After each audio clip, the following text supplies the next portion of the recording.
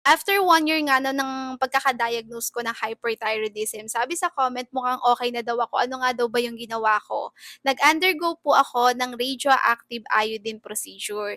May mga iilan na nagsasabi, nagno-normal naman daw yung lab test ko, bakit daw ako nag-RAI procedure pa? So ang sagot po kasi diyan, puwede kasing, yes nagno-normal yung lab test mo, pero puwede kasi siyang mag-bounce back.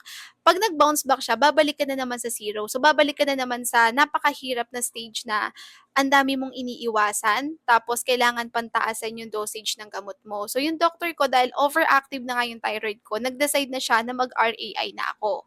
Sa RAI naman, ang sinabi niya sa akin, from hyperthyroidism, magiging hypo ko. Kapag naging hypothyroidism ako, mas madali siyang gamutin. At base na rin po sa mga research ko din, mas madali talaga siya compare kay hyperthyroidism. Ako po kasi yung na-diagnose ng hyperthyroidism na may bawal.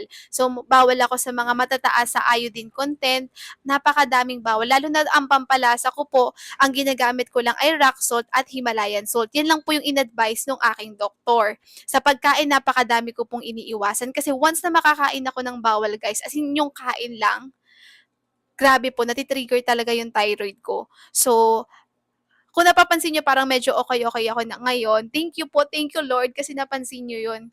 Ibig sabihin, effective yung pag-RAI procedure ko. And maliban pa sa pag-RAI procedure ko, number one talaga kapag meron kang hyperthyroidism, iwasan niyo yung stress. Number one daw po kasi talaga yan na kalaban ng mga sakit na merong hyperthyroidism ang stress. So sabi ng doktor ko kahit anong gamot natin, kahit anong treatment natin, kung hindi ka iiwas sa stress. Alam ko po lalo na sa nangyayari ngayon sa atin, sa mahal ng bilihin, sa daming nangyayari talaga, hindi talaga maiiwasan yung stress. Pero hangga't maaari po, wag na nating isipin yung mga bagay-bagay na yan, kundi mag-relax tayo, isipin natin na gagaling tayo.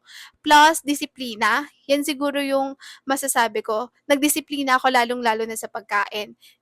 Maraming beses kong sinabi na yung case ko na hyperthyroidism, napakaraming bawal. So, inuna ko iwasan yung mga bawal.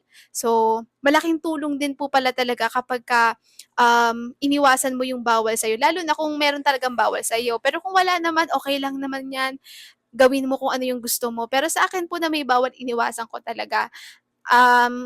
Kapag may sakit ka, disiplina talaga yung kailangan. So yun lang naman, thank you po napapansin niyo at nagmumukha na akong okey. Pero kasi dati talaga guys nung kauna-unahang ko ma-diagnose ng hyperthyroidism, grabe. Mukhang hindi ako okey. Mukha akong buhay na bangkay. Pero ngayon, okey-okey na po ako and malaking pasalamat ko po 'yan sa Diyos na nakapag-RAI procedure ako nang wala naman pong nangyaring hindi maganda. So ayun lang, magaling tayo. Bye-bye.